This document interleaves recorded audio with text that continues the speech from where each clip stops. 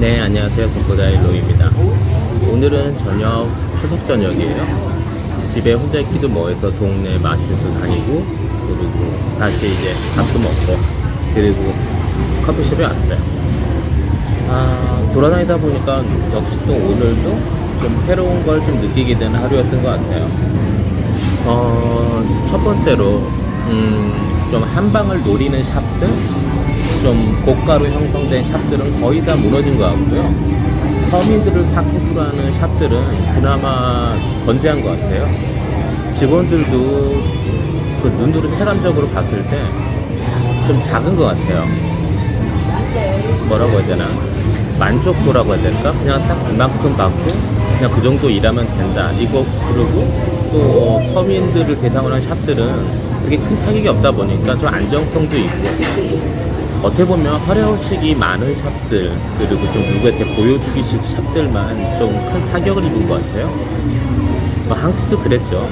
좀 보기 좋은 직장, 그리고 일하기에 좀 쾌적한 환경, 이런 것을 누구나 아마 꿈꾸죠. 하지만 베트남에서 이거는 좀 시기상조였다는 생각? 물론 이것도 뭐 코로나가 아니었다면은 베트남도 아직도 아마 건재했을 수도 있겠죠. 하지만 이 베트남에서 생활하면서 느끼는 거, 여기는 역시 아직까지는 소프트웨어가 하드웨어를 못 따라가는 시장이라는 게 제가 생각하는 상황이에요. 그러다 보니까 허례허식보다는 오랫동안 롱런하고 싶다고 하신다면 작게, 그리고 서민들 대상의 박리담의 사업, 이런 쪽으로 생각하시면서 운영하시는 게 장기적인 플랜은 좋을 것 같아요. 특히 뭐 베트남에서 오랫동안 거주 목적으로 오시고 평생 이게 사실 목적으로 오시는 분들은 아마 누구나 아마 생각은 해보셨을 거예요. 그런데 이번 코로나를 계기로 더 명확해진 거죠. 여기는 너무 기반 시설이 너무 취약하고 급하게 올라갔던 시스템이다 보니까 좀 기초 베이스가 굉장히 부실해요. 뭐 하나 좀 정책적인 변화가 있을 때 큰 타격으로 받아지는 게 좀 자본이 많이 들어간 사업들이거든요. 그러다 보니까 이렇게 서민 대상, 작지만 실속 있는 샵들, 이런 샵들이 참 좋은 것 같아요. 오늘 낮에 제가 그 한국인들 오늘 호치민 공항에 입국했을 때 좀 사건에 대해서 좀 말씀을 드린 게 있었어요.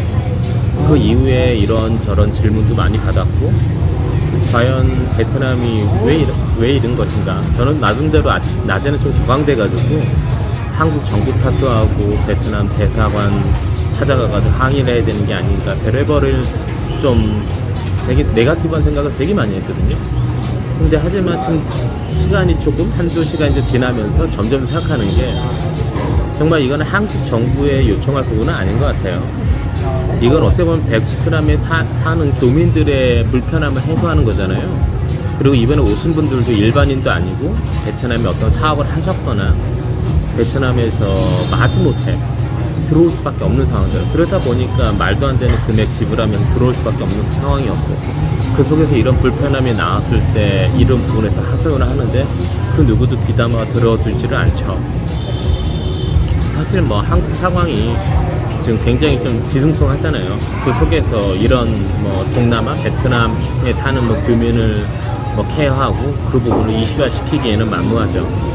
그러다 보니까 스스로 느끼는 게 스스로 강해져야 되겠다. 그리고 여기서 남을 탓하기 전에 스스로 본인이 선택한 인생이다 보니까 그 부분은 감수해야 되구나 라는 게 지금 시간이 한 8시간 지난 이후에 저의 마음인 것 같아요. 제 채널을 통해 알게 된 구독자분이 있으신데 두어 번 만났는데 그분도 저한테 말씀하시기를 좀 베트남에 좀 정확한 뉴스가 있었으면 좋겠다, 그리고 정확한 어떤 정보 전달을 할 수 있는 채널이 있었으면 좋겠다라고 말씀을 하세요. 물론 이런 방송을 하시는 분들도 있으세요. 그런데 그분 말로는 체감적으로 많이 변해가는 것 같다, 그리고 전문성이 없는 것 같다.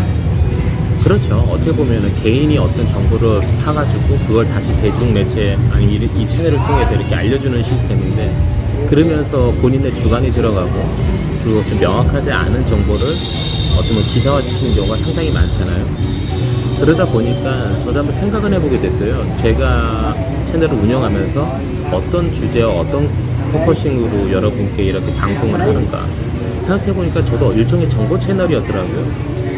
처음에는 어떤 블로그 형태의 채널이라고 생각을 했는데 곰곰이 뒤돌아 생각해보니까 이거는 블로그 반에 시사 정보 그리고 베트남 정보가 거의 대부분이었더라고요. 그래서 저도 한번 컨셉을 좀 앞으로는 좀 더 디테일하게 잡아보려고 해요. 정보를 전할 때는 확실하게 타이틀에 이거는 시사 정보라는 걸 고지하고 그리고 어떤 자료를 근거해서 어떤 루트를 알게 됐으며 그걸 여러분께 전달하고 피드백받는 이런 시스템으로 만들려고 하고 있어요. 이게 여러분들이 들으시기에도 좀 더 공신력 있고 좀 신뢰감 있는 채널이라고 생각하지 않을까 이렇게 생각하고 있습니다. 예, 그렇다면은 추석 저녁 마무리 잘 하시고요. 저는 또 내일 또 여러분 찾아뵐게요. 아마 이 영상은 내일 오전중에 한번 올라가게 되겠죠. 예, 그러면 좋은 밤 되시고요. 또 영상 남길게요. 좋아요, 구독